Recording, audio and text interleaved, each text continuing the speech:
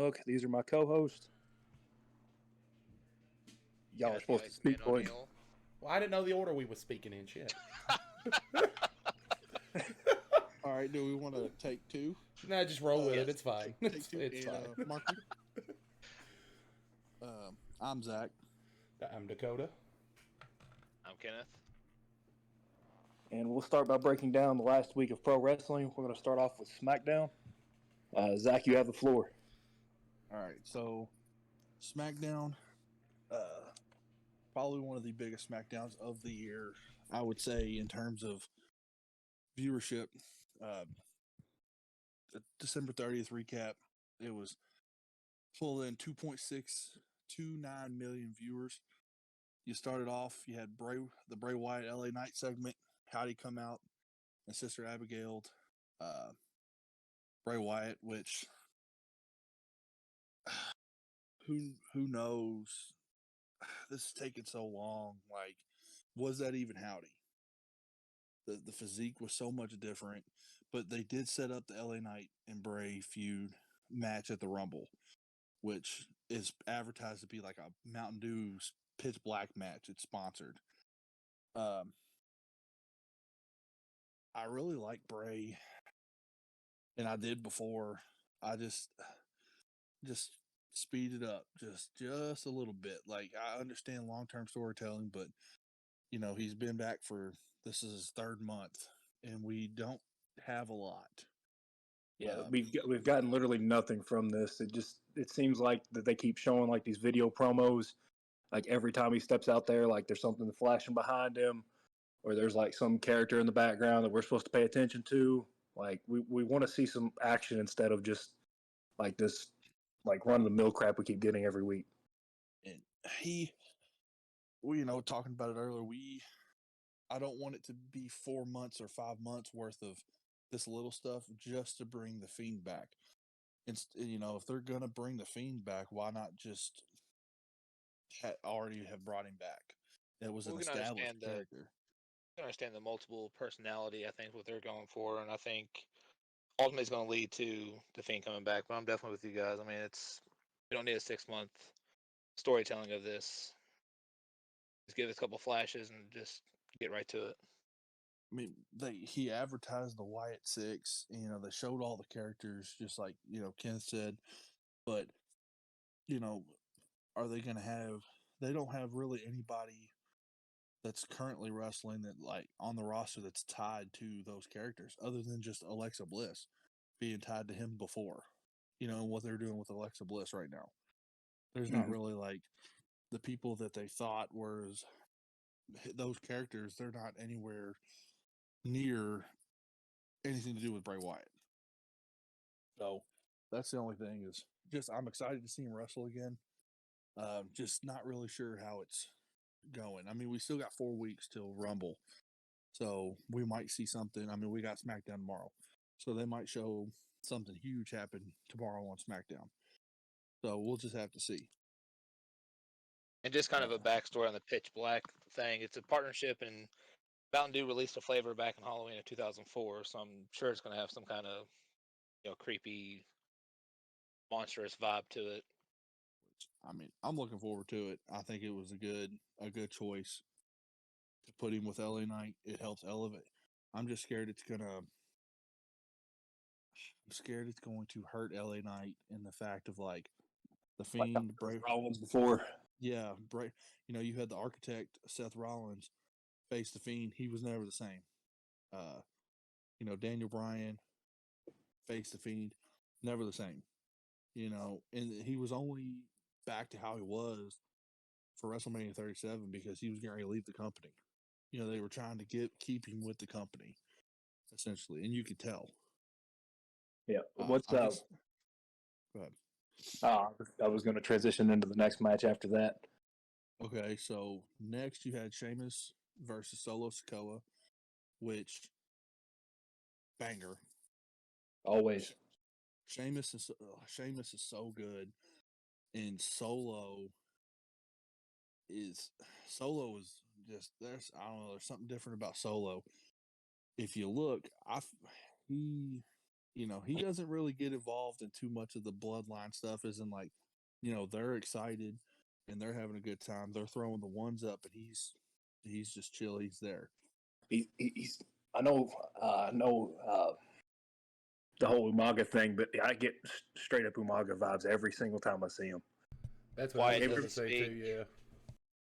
And Like- he's a really good wrestler. I mean, overall, like, you don't really hear him talk on the mic if you have it all, but like he just seems to be a very overall good wrestler. Like, he doesn't need to talk. He just needs to go out there and wrestle, and he does it very well.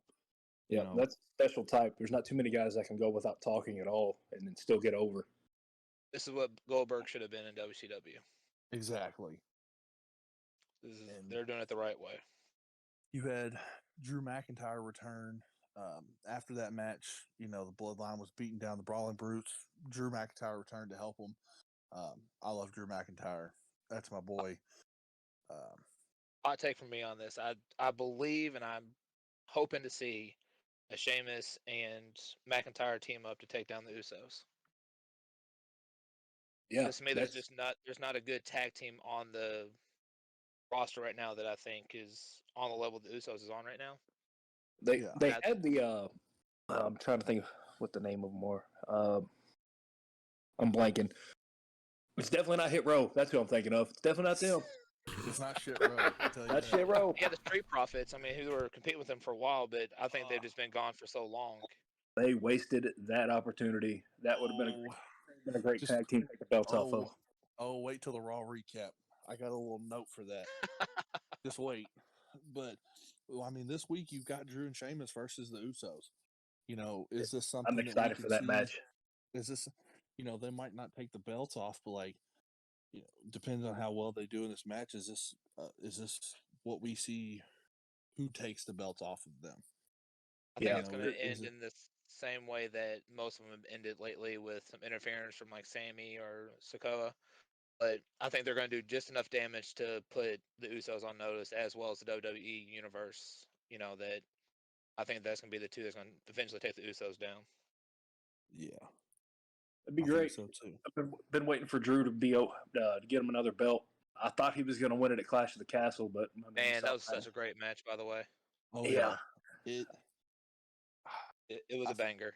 And the way they booked that, they're not the people that they've booked that were so close to beating Roman and just didn't. You had Kevin Owens, where somebody was cheating, and then you had Drew McIntyre and then Seth Rollins. He had Brock in there twice. Well, the thing I think I loved most about that match, though, is it was very easy to assume that Drew was going to win just because they were in his home area. But, at the last second, it didn't play out. And I think they did a real good job with that, keeping people on their toes and not falling for traditional storylines. Yep. Pissed everybody off over there, though. Oh, yeah, Yeah. they did. Very much so. But I'll go ahead and transition to the next match. Then you had, the shit show that was the Ronda Rousey Raquel Rodriguez match. Pass next. Yeah, I'm with that. With I will Charlotte go on the returning record to and- beat Ronda. My only comment is Raquel should have beat Ronda, and then Charlotte should have came back. They should have booked it. Yeah, in the instead last of couple getting the old Instead- Hulk Hogan booking. Hey, Hulk Hogan's back. Let's Yeah. give him a belt. Yeah, 92 WrestleMania, Yokozuna beats Bret Hart, and then Hulk Hogan comes out and beats Yoko. Yeah. Again, I think that was just to keep that Charlotte record alive. Last day of the year, bring her out, let her win the titles that way. I think it was like 14 years. I think is what, if I recall, she's held a belt. So I truly think that was the only angle of that whole thing, was just to preserve that record for her. Yeah, I think you're right. But Ronda's promo whenever Charlotte came out there was just absolutely feeling dog spicy? shit. It was dog shit. Yeah, I gotta say my favorite comment was, "I'm feeling spicy." Yeah. That and calling it, saying, "You want to challenge me at SummerSlam?" Like, Oh no, I mean Royal Rumble, was that sooner? Yeah. yeah. Her mic skills aren't the best. There's something. Let's go ahead and go to the next match. Imperium and Strowman segment, and with Ricochet coming out and swinging that chair like a 3-year-old kid. That was decent. Imperium's good. Strowman, that's going to be a really good match. Gunther and Strowman. But Ricochet just comes out and he's swinging that chair, hits Gunther in the top of the head. Like, dude, you're not wrestling in Fairdale High School's gym. Dude, be like, you're supposed to protect your coworkers, and you're swinging that chair like it's nobody's business. I thought it was fun though. Yeah, I mean, it was good. It was just like, oh, come on now, concussion protocol be damned. Oh yeah, hell no. Look, in the words of Tua, coach said it's fine if you bleed from your ears, so just let him go. Yeah. It's Yeah, if you're cross-eyed for a second, it's okay. How many fingers am I holding up? Yeah. All right. And the match of the night: Kevin Owens and John Cena versus Roman Reigns and Sami Uso. Man, I tell you, a couple years ago, I would have turned that shit off immediately. So you had a very rushed match. You only got really 10 minutes of action. There was 2 or 3 commercials played. You didn't get a lot of Cena in the ring, but I mean, he hadn't wrestled since SummerSlam of 21. This was made it 20 years. Every year he'd wrestled in a WWE ring. The energy was so nuts. I mean, he got in there for 30 seconds. You can see his massive bald spot though, and that makes my bald spot look bad. Yeah, someone needs to tell him to shave that shit off.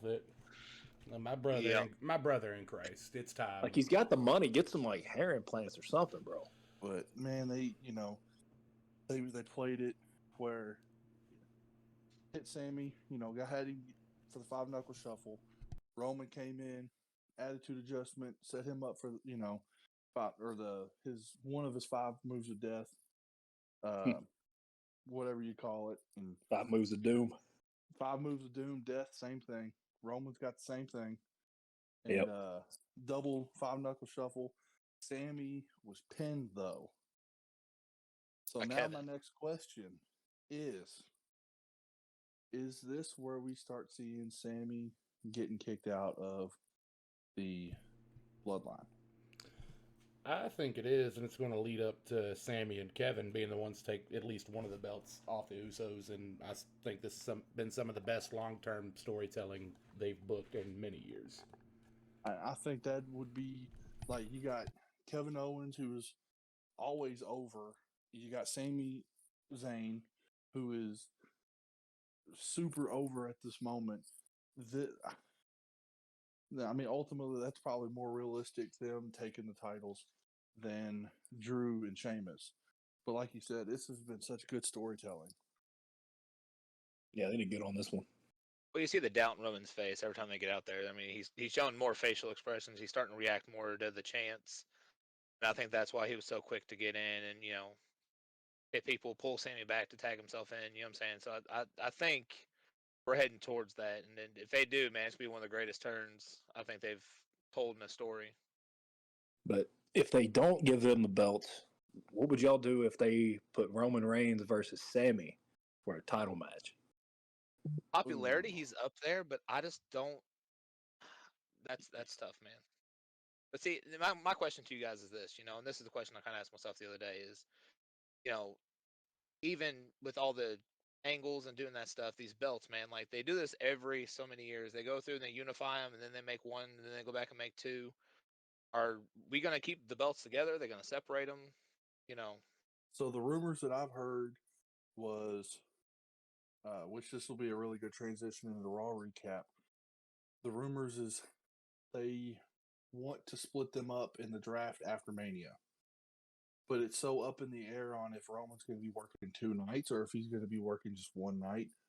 And, the transition is, with the bloodline, going into Raw on Monday, the January 2nd, the Raw opened with the Bloodline, and they've taken over the show. I mean, they cut the intro halfway through the intro. They cut it. They were destroying the announcers table and things like that. And one of the things was this is going to lead to Adam Pearce stripping Roman Reigns of that WWE title because the Bloodline is just coming into Raw and they're just wreaking havoc. I mean, they're jumping anybody they see in the locker room.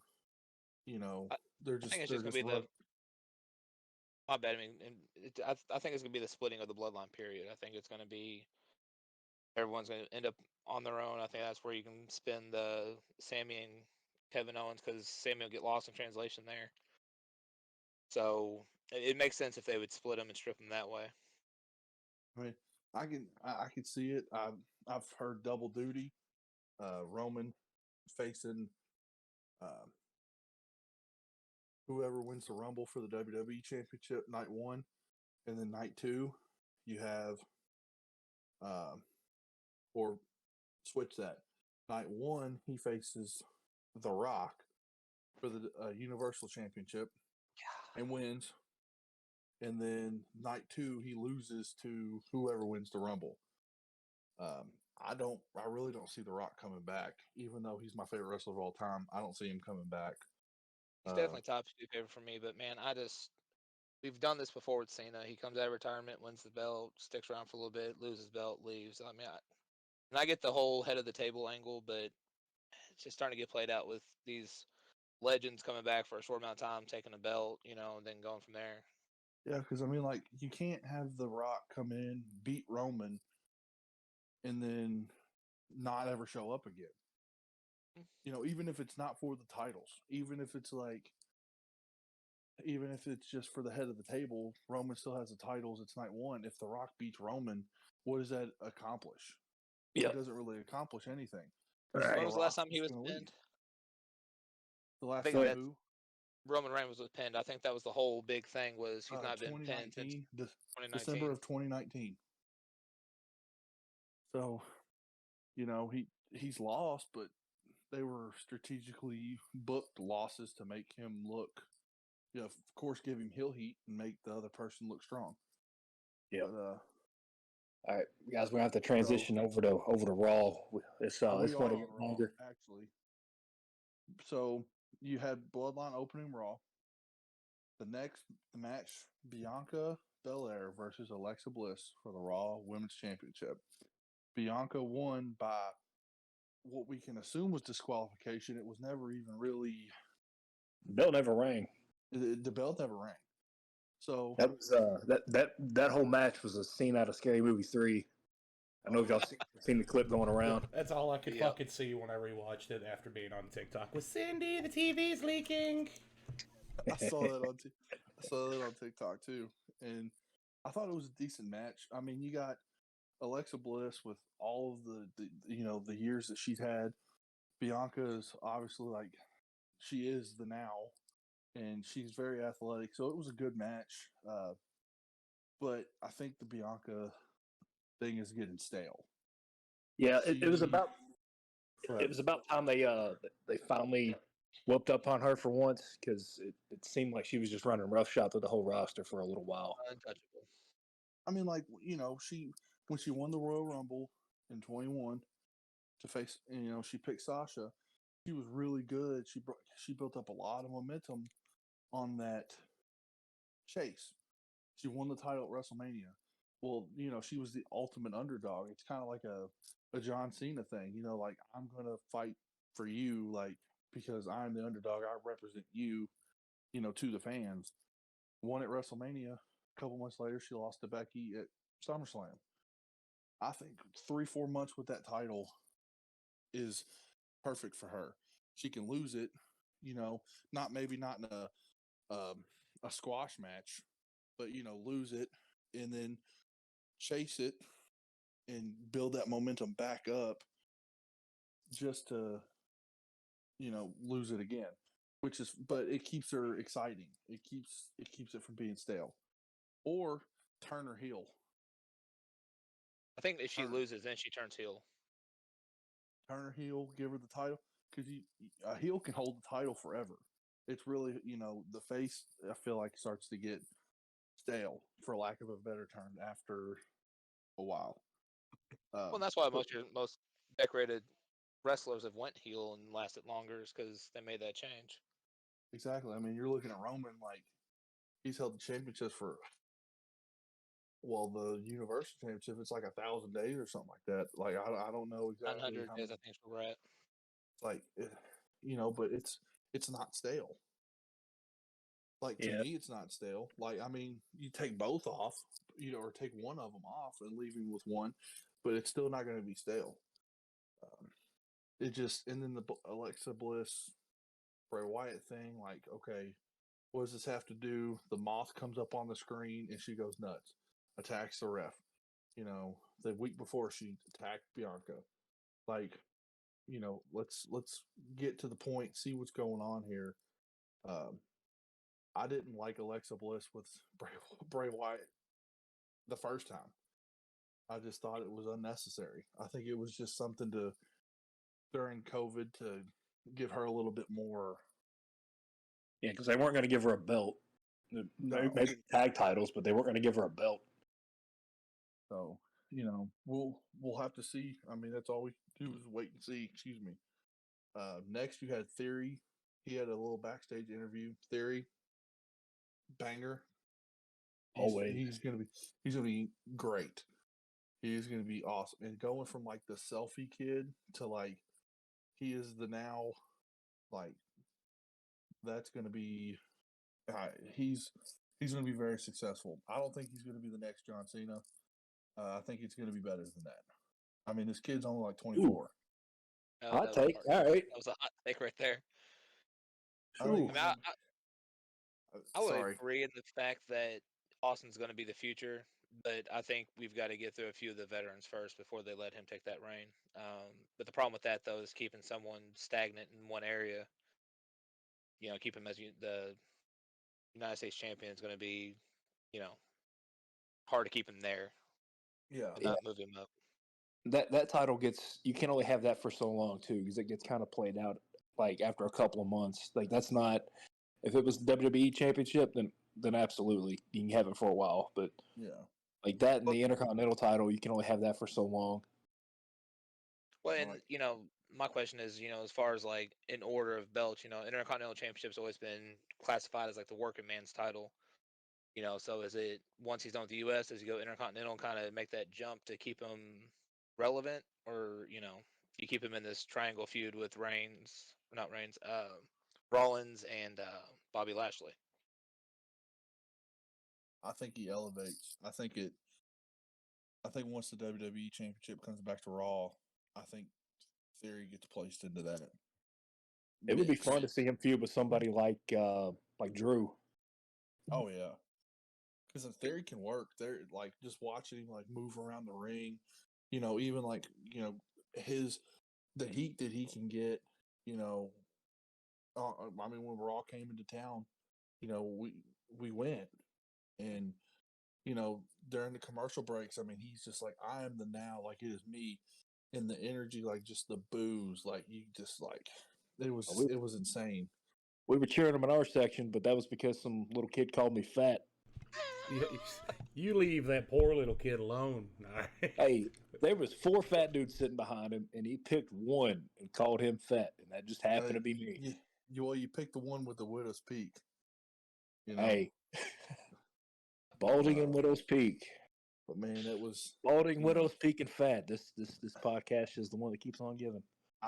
My hot take: by the end of this year, Theory will be WWE champion. I thought you were going to say John's going to go completely bald, but yeah. That's hot take I was going with. Theory will be WWE champion by December 31st of 2023. Theory will either be the champion or he will have been the champion in 2023. He's just that good. You think they're going to play hot potato with the belt since Roman's held him so long? Yeah, I think that he's held them so long that you're only going to get 2 or 3 month reigns out of people, if that. I mean, you might get a month out of certain people, but the only other people I could see getting a really long title run is Drew and Cody, Ah, and maybe American Seth. Nightmare. Maybe Seth, but it just depends on Seth's injury. And may he have a speedy recovery. Oh yeah, and that'll be down the road. But you had Elias versus Solo in a street fight. That was a Very great good match. match. It was Very good. physical. Solo was awesome. We talked about it. Solo was awesome. The Hardy interference, hitting Solo with the guitar, just didn't even phase him. Granted, we know the tricks, but just he's a monster, and they're building him to be that monster. Like you can't touch Solo. Like, But Yeah. Elias took it to the extreme, though. I mean, I'll give Elias credit. I mean, he put on a good match with him. Yeah, that was pretty solid. I think Elias is one of the more underrated guys on the card.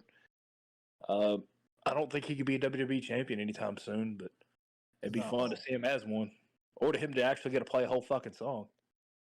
Either play a whole or give him a better gimmick that like it's not Ezekiel. Like I think the one he's got, Elias is pretty good. Come on now. I mean, I like Elias. Like he can wrestle. Like he's got good mic skills, but like man, the What would you car say, Ken? thing, I don't know. I don't know. I'd say just put like the Intercontinental or US on him for a while, make him like our generation's honky tonk man. He don't need a fucking main event title. No. He does what he's meant to do really well, and that's the entertainment, the story arcs. He does those really well, and I definitely agree. Like a U.S. title would look really good on him. Oh yeah. The only thing that match needed was just a little bit more use of that cowbell, but that's my personal opinion. You need more cowbell. Corey Okay. Graves on the call for that was amazing. I got a fever. I got a fever, and the only prescription is more cowbell. So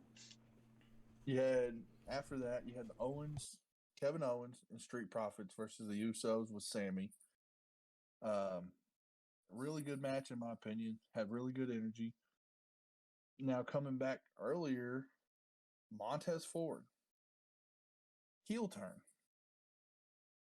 I think they're pushing that solo story on him. I think they're going to try to get him a standalone superstar. I don't know if y'all noticed it or not. That was the first thing, taking notes. I looked, somebody was like, well, maybe it was because Bianca got hurt, which she did. She got like 4 stitches on her chin. I mean, but Bianca's tough. I think it happened. Owens was in the ring, and Dawkins got super kicked off of the apron onto the floor. And Montez Ford just kind of like stood there.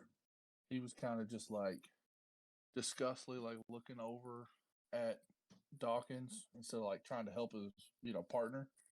And he was just kind of like looking around, and he wouldn't tag in. And Kevin Owens had to like slap him to get him to tag in. So like, was that something subtle that maybe he is pushing there? He's getting ready to get that heel turn solo push because, I mean, heel Bianca with a heel Montez Ford, I can see the title, coming next year. He wins the Rumble, and not 23 Rumble, but 24 Rumble, and or he just wins the title, this year at some point. I can see a heel Montez Ford. This is another one of those examples of long-term storytelling. Like you can see, like every time Montez is out there, he just looks frustrated. Like anytime his partner messes up or anything, you can see him like acting out, like wigging out, Yeah. or like taunting his opponent. Like faces don't do that. No. Like he's been doing this for a little bit, but it's been like really, really subtle. Well, I mean, just flat out refusing to tag in with Kevin was just enough to show that turn is lurking really, really, really close. Yep. I think they'll push him more towards like an Intercontinental Championship at first. Kind of let him build his base in there, and then I can eventually see him becoming like a WWE champion and kind of creating that power couple with Bianca and her holding the Raw title as well. It would be a pretty good setup. I mean, yeah. Which, This would be the one and only time I'd be okay with them doing like a mixed match challenge thing again. yeah, Like having like Seth and Becky versus those two. That'd be a pretty good match. Like that it would. that would be the one time where I'm okay with it. Most of those intergender matches are not that good. Like, but I think that would be an absolute banger. So next we had Chad Gable versus Dexter Loomis. Chad Gable, awesome. Dexter Loomis, don't know anything about him. He's awesome. Just know he's awesome. They've had him, I think it was like 16 weeks, something I read today. He was in a feud with the Miz for 16 weeks and nothing, it didn't go really. I mean, it just, that, when they came on, when they came into town, that's when I took my bathroom break, got more concessions, grabbed another beer. I mean, that was just, I just can't get into, when the stuff I've heard about Gargano, with the Loomis stuff, like Gargano's supposed to be like this awesome guy, and like they just haven't booked him like that yet. Yeah, just give it time. He's another great one too. Yeah. Is there any other opinions? I was going to move on to the Damage Control promo. But we might just skip over the promo and go straight into the handicap match. Yeah, we can go straight to that. I didn't. I just skipped through Damage Control. Nobody give a fuck. Damage Control. Bailey, I feel like she's still good on the mic, but she's slower since her injury. Like Thunderdome era Bailey with Sasha was like, I remember watching it. Like she's a really good worker too. I think she's just still trying to recover from her injury. Damage Control makes no sense, but that's all I got to say on it. That's it, man. We can move on. Turns into the 2-on-1 handicap match with Becky Lynch, and then Mia Yim, Michin. What's her name? They changed it. They change everything. They've changed it 10 times. But Yim currently. Hot take: I think Becky Lynch is the best women's wrestler in professional wrestling right now. And it was she just got that badass like persona. She can talk, she can wrestle, she carries everybody. Like I think Dakota Kai is good too, but Io Sky is awful. Like when Becky was in the ring with Dakota Kai, it was a very interesting match. As soon as she tagged Io Sky in, it was like, oh, this is awful. And she looks lost. She looks lost there. And then Michin tagged in, or Mia Yim tagged in, and was against Io Sky, and it was just like a train wreck. It was awful. And again, that's another one of those you could have those strong versus high flyer where there's some throwing around, there's some good high flying moves, but you never get it with Io Sky. Yeah, that was her whole thing of coming back was being like, what was it, Queen of the Sky or something like that? Yeah, something. And I've only seen it at the War Games. Like the War Games match was the only time I saw her do anything crazy like they booked her as. And my notes literally say, Becky, awesome. Dakota Kai is good. Io Sky sucks. Mia Yim irrelevant. That's fair. It was very irrelevant in terms of why she even came out for Becky Lynch when it could have been somebody else. Like anybody. I don't really think they have another female they can throw in that spot right now, though. Everyone else is kind of tied up in something. Yeah, it was just very random. Or just keep it the 2-on-1 handicap match. It helps with the man persona that she's given. Like, you know what? I like my odds 2-on-1. Let's go. Like it just helps her with that badass character that she's got. Don't throw Mia Yim in there, and then Mia Yim lost the match. Like Becky lost the match because Mia Yim got pinned. Like, come on now. You look at the angle of that though; it damages both reputation, right? So it's kind of expected Becky Lynch to lose against two, but if she beats both of them, then it kind of makes them look like weak tag team champions. You know what I mean? So it's kind of a slippery slope both ways. Yeah. So I think Mia Yim being the one to lose is no different than Sami Zayn being the one that lost, in that tag match with Roman. They weren't going to let the big name be pinned. No, yeah, I definitely understand that. It was just her music hit, and I was like, oh, wow. I was like, oh. It could have been worse. They could have sent out like Dana Brooke or somebody like that. Yeah. Tamina. Oh God. They could have sent out down Tamina. This is a Queen of Botchamania. Send out Shotzi. Oh God.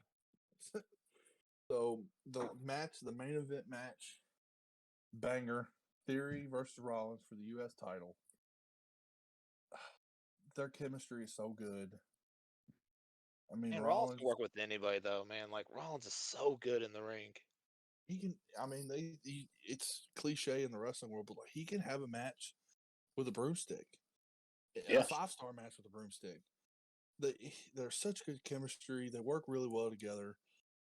You know, Theory is the future of WWE. He's going to be the guy. Rollins is amazing. The Rollins injury is what scares me. He really was favoring that knee. And, you know, a little bit of conversation from earlier, like he threw that X up after, you know, the show went off the air. Yeah, he did it himself and was looking at the ref, kind of pissed off about it. Ref had no idea. And when he had hurt his knee before, he had just got the WWE Championship. He was wrestling Kane on a European tour, and he was doing something. It was a turnbuckle, and he came down and like he just he hit his leg, and he just like tore his meniscus and his ACL and his MCL, and it's the same knee. And he had tweeted redesign, rebuild, reclaim, and then he tweeted that same exact thing after that happened. So it's just like, is he really working us, or is he going to be out for another year, or is he like, okay, I'm going to be out for 2 weeks. I just sprained my knee. It's not as bad, but I'm going to play it as, you know, I'm going to work the crowd. Yep. I'm hoping, fingers crossed, because he's what's held Raw together, I feel like, since they've had no title for a year. You know, and Cody's been hurt. You know, it was him and Cody, and then it was just him. And then Becky come back, but she's only been back for 2 months. You know, the thing that did it for me was Corey Graves in that clip was helping him backstage. Usually, you don't see commentators do anything like that. Oh, they all rushed out.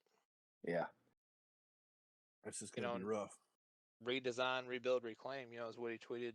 You know, here recently, and you know, it kind of was the same thing he said the last time he hurt his knee, and I think it's really going to damage Raw for the short period, unless they can get Cody back or somebody like that pretty soon. it's coming. They've been hyping up Cody. Cody had a little video promo this week on Raw too, so should be right around the corner. And you know, and that was Monday Night Raw. You know, for being a flagship show, it only had 1.605 million viewers. I say almost. That was probably because of the Monday Night Football incident where everybody flipped over there really quick. Because I'm guilty of that too. They well, you know, and I didn't want to go deep into it. I know we got to move on, but like looking at the analytics today, a lot of after the injury to Damar Hamlin, which prayers up to him and his family, but a lot of people had switched. Like when that game was, you know, postponed, a lot of people switched off for that last hour of Raw. But my last take, me personally for Raw, cut that shit from 3 hours to 2. I just think 3 hours is a little too long. You start to lose people after 10 o'clock, you know, or you know, after that second hour, you start to lose people. Well, I'm gonna go to. I'll see that, and then I'll give you this. Bring back some of the more hardcore stuff after 10 o'clock to keep people in, because I like the 3 hour window. If it's done right, I agree with him in that fact as well. I mean, if you're gonna go 3 hours, that last hour has to be nothing but bangers, and you know, last 2 matches on Raw, you know, we're definitely that. So I mean, you know, it's, you know, it shows that it works, but you know, if it's gonna be all promos and commercials, man, like it's so hard to get through. Yep. Yeah. Drop the PG thing after 10 o'clock, and then I'm in. Yes. It'll open up some opportunities. We'll just have to see. You know, that was just my opinion. All right. Now we're going to transition into Wrestle Kingdom. Dakota, I'm going to give you the floor here. Oh, dear God. All right, so I spent about 7 hours today just dick deep into some Japanese wrestling. Before we get into Wrestle Kingdom, Shinsuke Nakamura actually had a match with Great Muta over at Pro Wrestling Noah, which is a big deal as WWE had let him go out and do a match while under contract. Didn't happen under Vince. I know that's for damn sure. It was not going to happen under Vince. That is for damn sure. But it's actually important with Great Muta because throughout the 90s and early 2000s, he's credited with being one of the first Japanese wrestlers to ever get international attention.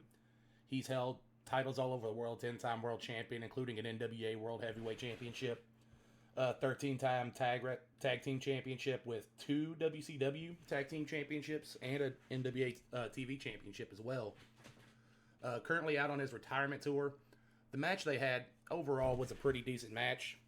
For it, standard Japanese wrestling match. It's a lot of mat work. Very slow overall, just due to Muta's age and his knees have gone to shit. The ending is definitely talked about a lot. For Great Muta, his thing is, the poison mist spray. Well, Shinsuke sucked it out of his mouth, hit him with the spray, then Kinshasa for the pinfall. I thought it was actually pretty good. Yeah. I got to watch some of that match. That, everything from the entrances to the ending I thought it was amazing. I thought it was a really good match. Oh, the entrances was great. If you saw Shinsuke's Smackdown debut, the violinist out there, that's exactly how he came out for this match here. Oh yeah. But this also relatively important with him on his retirement tour, was a pretty big name for WCW back during the Monday Night Wars. I could see him being in the Rumble, just part of his retirement tour going through. Because he's got until, I think they said February 26th will be his last match ever. But moving on to Wrestle Kingdom, we're just going to do the main card here. I didn't watch the pre-show. It's just too much as is. Yeah, that's a bigger card than WrestleMania, right? Oh, it's about 6 to 7 hours of wrestling and the amount of Irish coffees I went through for this. But I do it for you, so here we go. First match of the main card was Catch 22, which is TJP, actually, and a man named Francisco Akira as the junior tag team champions against Leo Rush and Yo. I don't know much about them. It was a fast-paced match. Everyone pretty much kept up well. Leo Rush always comes out 5. Catch 22 defeated them and retained their titles. Next up... Wasn't Leo Rush in NXT for a while? Yeah, he was in NXT for quite a bit. I don't remember why he got released. I know it was something mildly controversial. Oh, it probably could have just been budget cuts, too. They cut a lot of people. It could have been that as well. That'll be something I'll have to look up and come back with. Up next, we had the IWGP Women's Championship match. This is where we're all going to get a little hateful on a certain someone.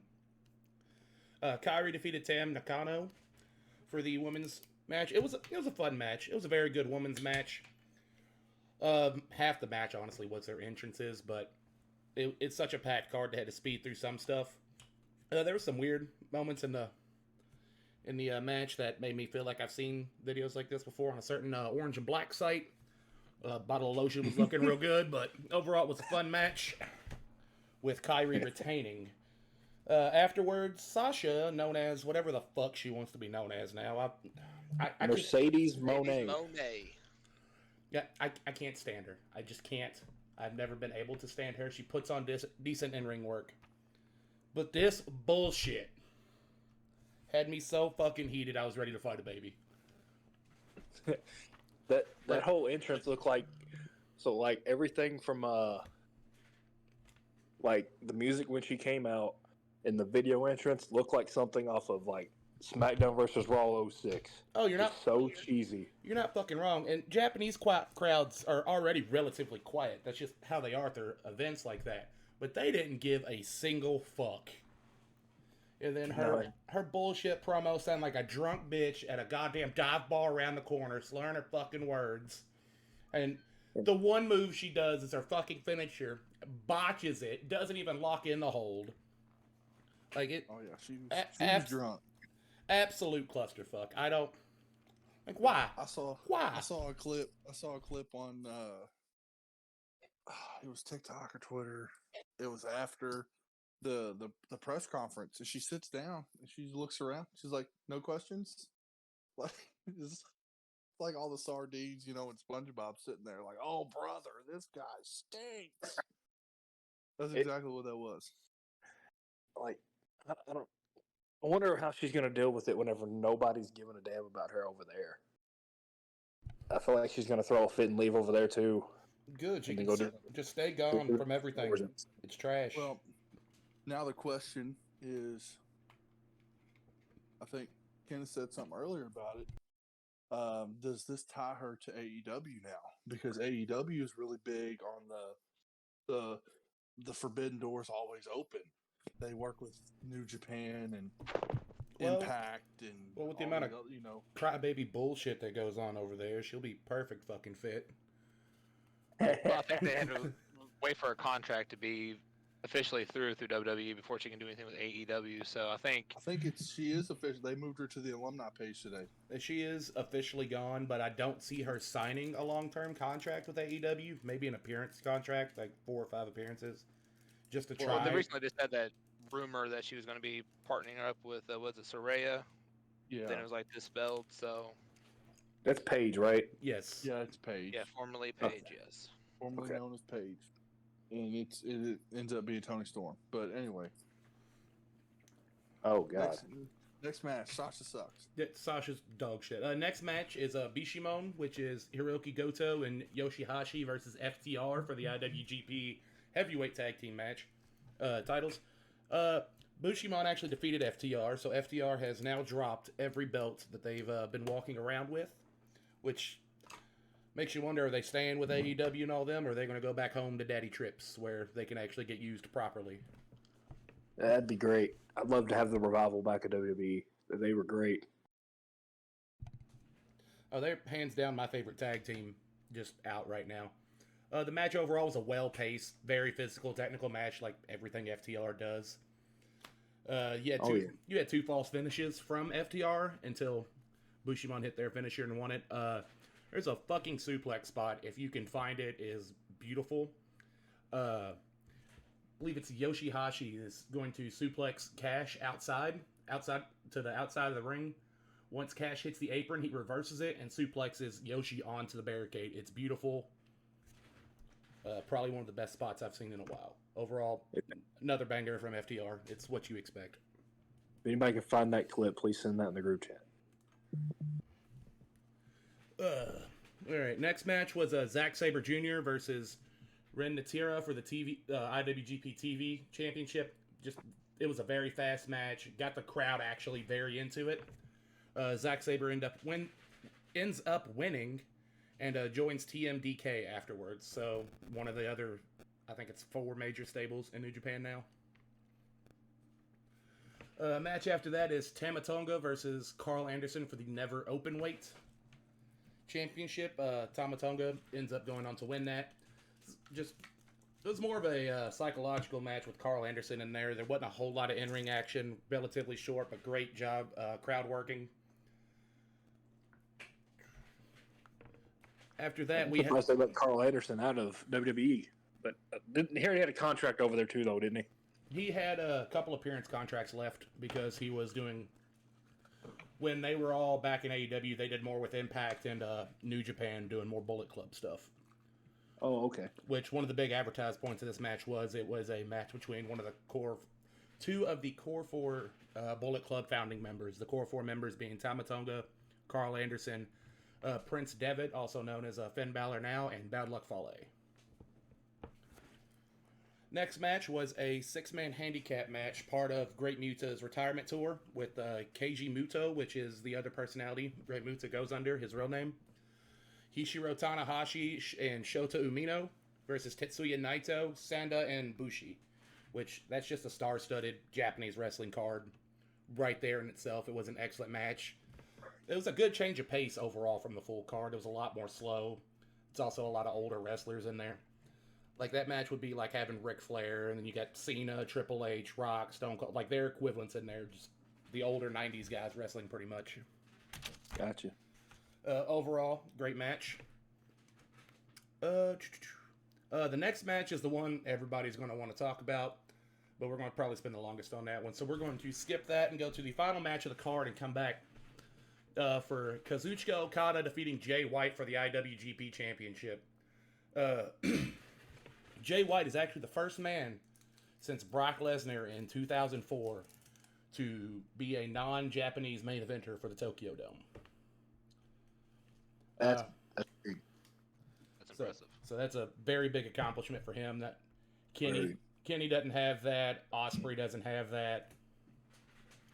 He should, but He should. We'll get into that. But it was a lot of good crowd work for Jay White, egging on the crowd. Not gonna lie, it was very hard to be fully into that match after the just absolute war that Omega and Osprey put on immediately right before it. The crowd was very good with it though, but overall, it's your standard Okada match. It's gonna hit every fucking time. every time. Every time. The man's 7-star bout machine for a fucking reason. And then the match everybody was all excited for was Kenny Omega versus Will Ospreay for the IWGP United States Heavyweight Championship. Kenny Omega being the first title holder ever. Will Ospreay is now, I think he's the 13th, give or take. It's gone through a lot of hands. The entrances alone were excellent, especially if you loved video games. Kenny came out with a Sephiroth Final Fantasy VII kind of theme, while Ospreay came out to some Assassin's Creed. You also had Don Callis back on commentary, and him and Kevin is just, it's absolute gold. It's New Japan's JR and JR and Jerry. It's fucking beautiful. The opening, very quick, explosive, a lot of chain wrestling, flippy shit everybody likes. Except for Braun Strowman. Well, we're not getting into that one today. But, Okay, let me fix that. Except for me and Braun Strowman. Opening had some flippy shit. It was very quick. A lot of outside wrestling for this. The match had a little bit of everything. It had your flippy stuff. It was very hard hitting. A lot of outside wrestling. Kenny stomps him, sets a table on top of him, stomps him through it at one point. It's one of the big spots of the match. Another one is one of the big spots you've probably seen all over TikTok is after he's taking the turnbuckle off of it. He's got a bloodied Osprey right against the exposed turnbuckle, V trigger to the back of the head. Yes, that looked brutal. Oh my god! And then he goes for the one wing angel on the top, reverses it into a electric chair German suplex, hits another V trigger, just golden. The spot that actually opened him up though was on the exposed turnbuckle. It is Osprey is attempting to go for a superplex, and Kenny counters it into a DDT onto the top turnbuckle, and it looked like it murdered this man. Yep, I saw that one too. I'm not gonna lie, I kind of cringed and the butthole tightened up a little bit. Either he took that hard, or that is some of the best fucking selling I've ever seen. Which this whole match was just amazing selling. Yeah, Osprey needs to. If we can get him in WWE, that'd be amazing. But I feel like booking might ruin him. But he's got to be booked like this for it to work over in America, which I think is also Kenny's problem. Kenny in the Tokyo Dome, Kenny at New Japan hits every fucking time. Kenny in AEW, I'd rather get a mosquito bite at a Magic Johnson barbecue. Like, I can't fucking stand it. I don't know what it is about him and the Bucks being in America. Like, I have no interest in the Bucks anymore, even in Japan. But Kenny in Japan is amazing. Puts on a great match every time. But overall, excellent card. Just, it takes a lot to sit through a Wrestle Kingdom, and I'm surprised I made it through today, honestly. But that's about... We're all proud of you, because that sounds like hell sitting through 5 hours of wrestling. It was definitely rough, but I do it for you. Yeah. So, I mean, we appreciate it. Like, where does New Japan stream at? Like, I don't watch New Japan. I never really have. But if I was to be like, okay, well, you sat here and talked about Wrestle Kingdom. Okay, well, you piqued my interest. Where would I go watch that? There's a couple spots that I use that I'm not going to say on the internet. Kind of not supposed to use them. Group chat. Yeah, I'll group chat those to you. But okay. There is a New Japan World subscription you can get. It's like I think it's like $4 a month. You can watch everything New Japan has. Okay, that's not bad. And they do have their own English commentary team. JR used to do it for a long fucking time. Okay, cool. Yeah, I was never really, getting into the, when I got into wrestling, it was just all like WWE. Yeah. And it was TNA. So I never I'd heard of like New Japan, but I didn't really know of like New Japan. So I I'll have ended, to check that out. I ended up learning about New Japan back when Brock Lesnar went and did his stint many moons ago. A long time ago. A very long time ago. That's when I ended up learning about New Japan, and actually, that's where I found out about Shinsuke Nakamura and all them at Shinsuke was wrestling. It was their huge star in New Japan at that time. Yeah. And, So- you know, it sounded like a pretty good pay-per-view. Oh, it was excellent pay per view. Just it got rough. I had to take me a couple breaks. Mercedes think- really set it Oh, yeah. apart, huh? That's Uh, what I was going to say. Yeah, Mercedes just set, she set the bar. For the Nothing bar could for really damn low. top that. Yeah. And it sounded like she went to the bar, is what the fuck it sounded like. Because Mercedes is money. And Yes. she looked like herpes. All right, it's. I But can't stand her. It's oh my god. But overall, Wrestle Kingdom was great. I'll send you all a link if you all want to sit and watch the full Wrestle Kingdom. yeah, I might give it a watch. Tomorrow at work. I'm gonna watch that Osprey match. But Oh, at the very I'm least, gonna- watch that match at FTR and Okada. yeah. So before we get into AEW, we're gonna go watch our buddy Donovan the Mammoth Cecil this weekend at OVW. They have their big pay-per-view of the year, the Nightmare Rumble. That should be pretty fun. I know me and Dakota are going. Ken and Zach, are y'all going to be able to go? Yes. Oh, yeah. I will not be able to go, Oh, but I will be there in oh spirit. this man. No, it's not it's a prior engagement thing. Fair I enough. love those priors. If I'd have known, well, this was a very on a whim thing. If I would have known about it before I was scheduled, what I have going on a different day. Yeah, that's I kind of my fault. Um, I kind of went to everybody last minute and was like, "Hey, Donovan's going to be in a Royal Rumble style match. Go support him." oh yeah, I mean it's good. I mean I'm down to go up there for other shows.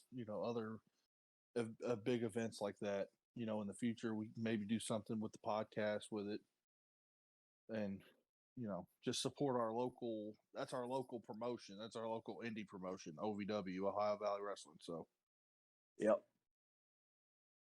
All right, so let's throw it to AEW and the shit show that was. okay, so I feel like I'm the only one that watched AEW, and The Kinda only like one with the stomach that can. kind of like Dakota said, I do it for you all. I only did it for this show.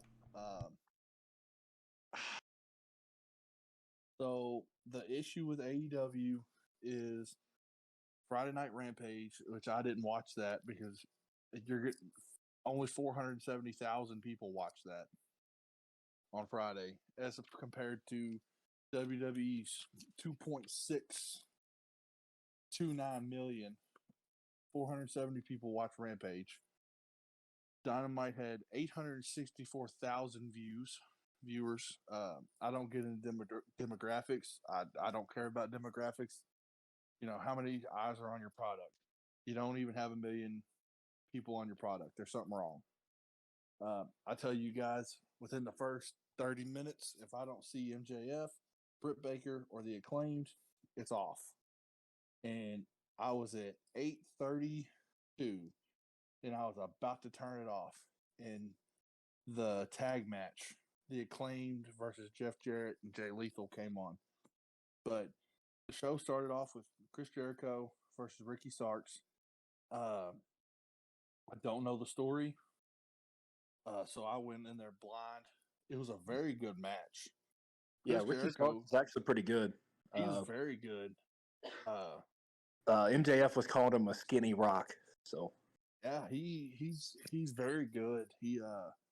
And so is Jericho. I mean, even at 52 or however old Jericho is, I mean, he him and Ricky Stark put on such a good match.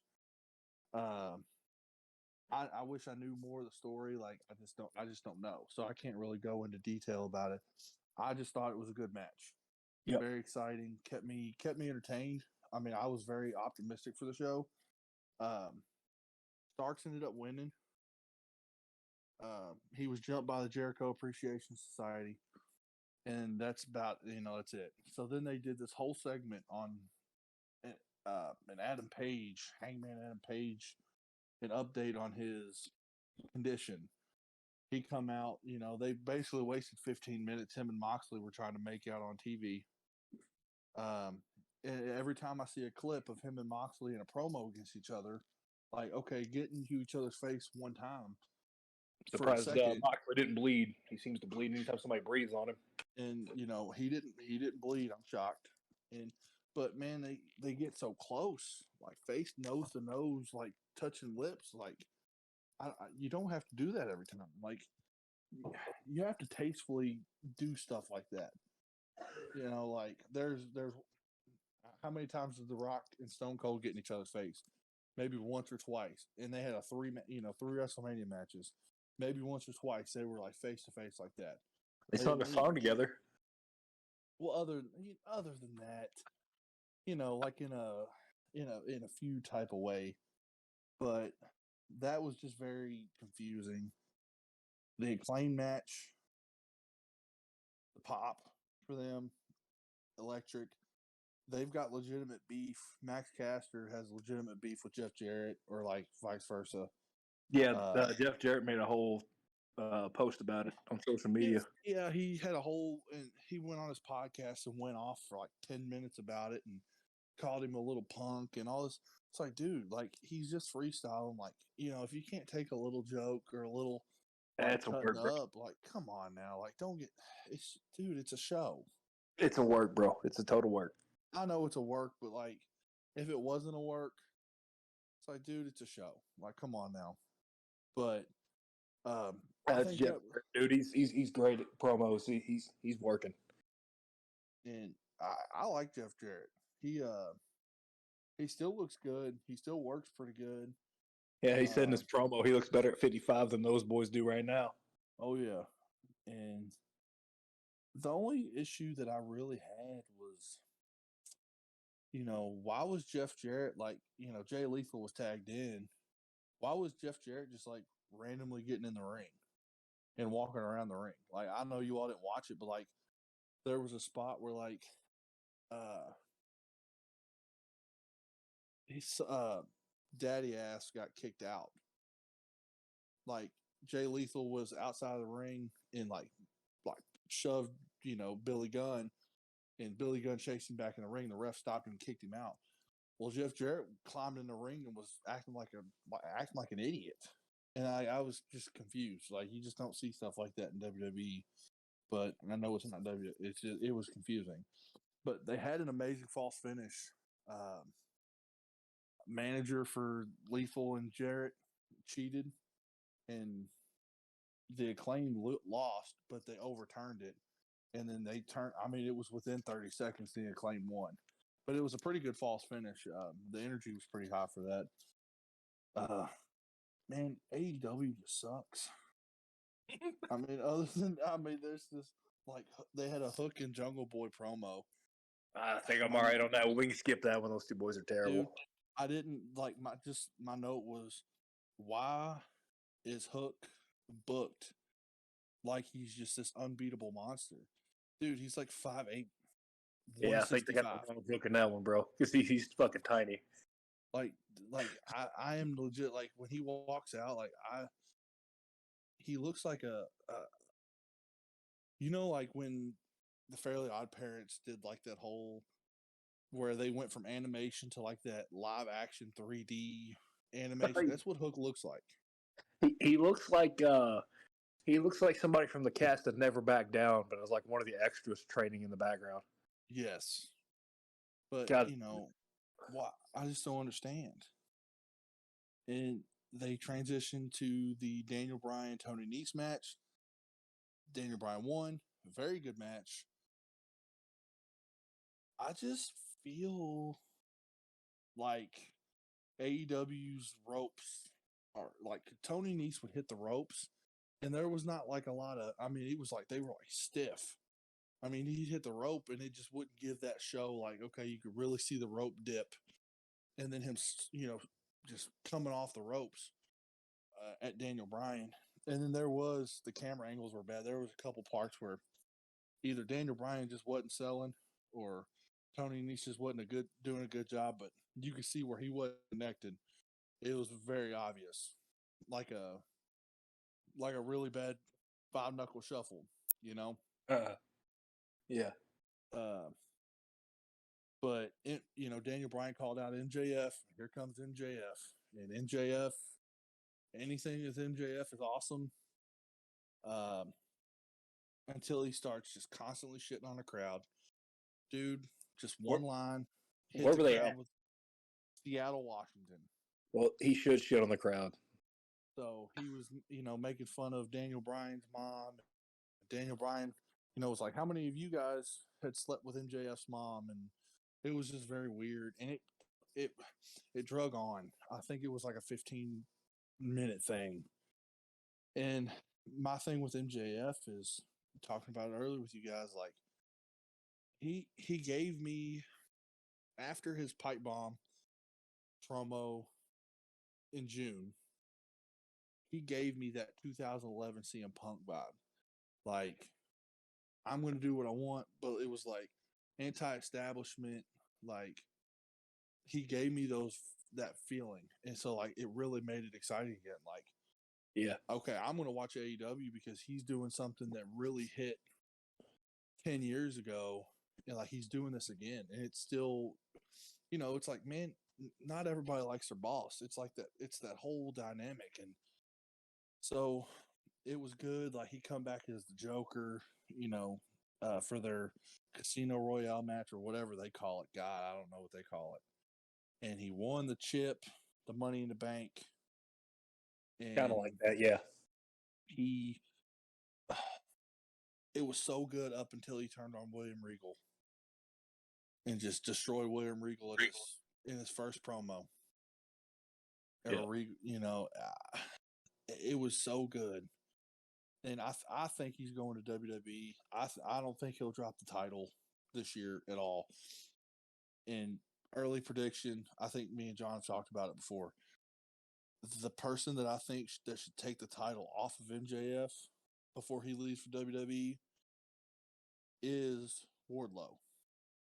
If they book him right, they gotta book him right. They ruined the Wardlow character. If Wardlow doesn't go to WWE too, Wardlow's got the WWE look. WWE likes big guys. Wardlow's 6'3", 265 or 270, something like that. He's probably a little bit heavier, but he's got that big look. He's got what they want.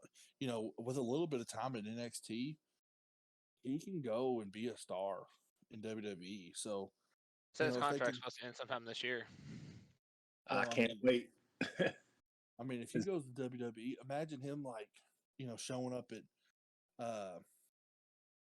like NXT's bigger, like their equivalent to SummerSlam. Him versus Braun Breaker. Imagine. Yeah. Dude, like there's so many, and then he's just such a good, and Wardlow's good. I mean, but he's not getting any. He's 33 years old. Yep. So if it's time to go, he needs to go like now. Yep. But that's the only person that I could really see at the moment that could take it off of MJF. But they had right. They had him as MJF's bodyguard. I think a year or two ago. Yeah, that's about the time I started falling off. Like I used to watch like every episode, and then I started falling off because a lot of the stuff just it feels like somebody's playing with action figures and booking it that way. But looking at you, Tony Khan, you piece of shit. You go to Target and Walmart and Amazon, you're like, oh, I'm going to buy this Keith Lee action figure, and then I'm going to buy this Daniel Bryan action figure, and then you make a rickety ring, and you just throw them together. Like, oh, I'm gonna, it's just with no sense. It's like he's playing WWE 2K22, and he just hit random on the wrestlers, and just hit start. Hey, that's true.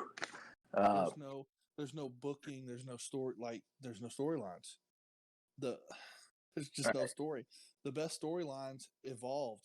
Like wasn't it like Cody and Brody Lee? I think when they first started, that was a good one that I'd heard of. You had Punk, MJF, just things like that. But I stopped after that. AEW just doesn't hit right. So, all right, we'll go ahead and transition into our topics of discussion for this week. This week we're going to go over most impactful move in wrestling. Ken, we're going to start off with you. I'm gonna have to go with the good old Austin 316 Stone Cold Stunner. ooh, there you go. I think that move kind of revolutionized the Attitude Era. That really launched Stone Cold. I love listening to the backstory he tells about how it was created. And it was one of those devastating kind of you can hit at anywhere moves, man. And I mean, everybody's felt to it. I mean, there's not a popular superstar that we can talk about that's not felt to that. Yep. That's all right. a really good pick. All really right, Dakota, I'll throw it to you. Well, if we're going to talk about impactful moves throughout wrestling, in honor of Great Muta on his retirement tour, I'm going to pick one of the moves he helped innovate and popularize, and that's going to be the moonsault, because you see this motherfucker everywhere. Everybody does it. The old super kick nowadays too. Don't forget the slap the thigh. Speaking of moonsault, the moonsault. This is a move that Donovan can pull off. He's about the same size as me. He's about 300 pounds. He can do a moonsault. Very impressive. I'd break my neck trying. You say I can do a moonsault once. That's going to be about it. Dakota, didn't mean to steal your thunder there, but I'm trying to hype up Donovan as much as we can here, bro. He's got a lot of talent. And he's getting buried on this OVW roster. Well, he may need to start doing some travelings. Yeah. Yep. Means there's some right across the bridge. Aren't too IWA terrible. Mid-South, right across the bridge, I think is what it's called. Yep. All right. Zach, I'm going to throw it to you. All right. Well, when you hit Dakota with his move, what move and I was like, he's going to pull some Japanese move out of his ass. And I'm glad you said moonsault instead of something that I had no idea. Moonsault done right is beautiful. Absolutely. I've got two moves. One of them's just off of because I just like it. That's the RKO. Hit it anywhere. Everybody hits everybody with an RKO. Facebook, Instagram, TikTok, Twitter. Everybody gets hit with an RKO at some point. It was a meme for a long time. It was a meme. And it's just, it's kind of like the stunner, like you hit it anywhere at any time. It can just be hit. Like it doesn't take much. The second one is actually based off of statistic. And I would say it's probably the most protected finisher, but it is the end of days. Baron Corbin. Man. There and I knew I was wanting that reaction because it's in his contract. It's in his contract. God damn it. It's in his contract. Technically, there's only one person that's ever kicked out of that move, and Baron Corbin's. This is his 11th year in the WWE. 23 is. That was Drew McIntyre at WrestleMania 38, Night 1. He was the only person to ever kick out of the end of days. I think somebody kicked out of it a couple weeks ago. Well, I'm sure it's been a thing now, but no. It's in his contract that nobody can kick out of it unless he says so. Well, I mean, it don't matter. It's still statistically, it is the only move that is in history that's only been kicked out of once. I'm gonna go ahead I'm gonna go. I'm sorry. Before you go, I'm gonna go ahead and predict John's move. Oh man, it's going to be the amazing Hulk Hogan leg drop. And I have my reasoning. It's because I said it before we started recording. All right. Is that really it? Oh, is that really it? That is it, and it's gonna make me sick explaining why. Come on, brother, tell us the story. I thought you were just joking. No, I'm dead serious. I absolutely hate Hulk Hogan with every ounce of me because he's buried people forever, and he's kept guys from having gold and getting their deserved push. But here we go, boys. Um, so I got the atomic leg drop as that because he put WWE on the map. Did. He's the reason why it's so popular now. You got him in the mainstream, like his WrestleMania matches with like Mr. T, absolutely ruining. Was it WrestleMania 2 when he ran in with Bret Hart, or was that which one is that? With Yokozuna and Bret Hart. That wasn't 92, two. WrestleMania 9. WrestleMania 9. I'm sorry, I don't know why I said 2. I was WrestleMania 2 thinking is the old, King but Kong too Bundy far old. or cage match. I'm thinking of the one where it was already over with Yokozuna. Yokozuna beat Bret Hart, and then here come Hulk Hogan from. That was 9, I think. Well, anyways, he's the one that put Yeah, 9. wrestling on the map. So I'm going to give it to Hulk Hogan. And he's put on the greatest match in the history with Andre the Giant, WrestleMania 3. That is the. You if you ever goddamn wanted to right. A fucking technical marvel. Andre the Giant versus Hulk Hogan. Wrestling match. And if you all have not seen like the Andre documentary on HBO, they talked about it. Like people were talking about that match and that moment. Like Andre wouldn't talk to Hulk, and they wanted Hulk to go over, but like Andre always had the final say, and if he wanted to go over or not. And Hulk Hogan did not know he was going over until Andre did not kick out of that leg drop. Slam. Yeah. But the moments at like the Pontiac Silverdome where that's sold out, and Hulk Hogan getting his wins there. Like, I absolutely hate the dude, but I can't hold that back from that being the most impactful move just because that was part of his whole thing that got WWE so popular as it is today. Well, he's the one that made the comeback, angle what it is, like the pumping up, the adrenaline, the shaking of the finger and the pointing, and then the 1, 2, 3 punch, rope, big boot, leg drop, he was the one that kind of brought that into wrestling. And the answer I wanted to give was a tombstone pile driver.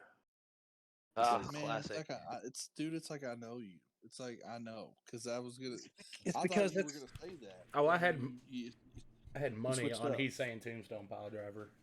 Like I wanted to say that, but like back of my mind, I'm like Hulk Hogan is the one. There's the reason why WWE is where it is now.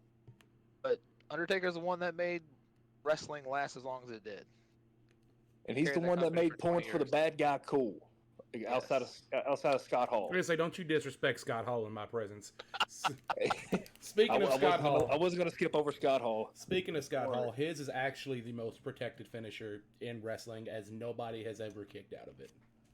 Oh, yeah, really? Zach, and you picked the fucking bum. And I liked the bum. I like the Razor's Edge too. Nobody's kicked out of the Razor's Edge. Nobody has ever kicked out of the Razor's Edge. It has been broken up one time. That is the only time someone has not been pinned by Razor's Edge. And this man picked Baron Corbin. Somebody boo this man. Y'all boo this man. Boo. Y'all give me hell for Hulk Hogan. Right. It's all right. This man Can picked we throw an Baron. honorable mention out though before we end this segment? Sweet Chin music. Yes. Super Kick is way overplayed nowadays, but Sweet Chin music was probably another just one of those iconic finishers there that kind of set the bar for the out of nowhere. And I think Shawn Michaels, man, like greatest performer of all time, and man, he utilized that. I mean, you could thank the overplayed part for the Young Bucks and the Usos.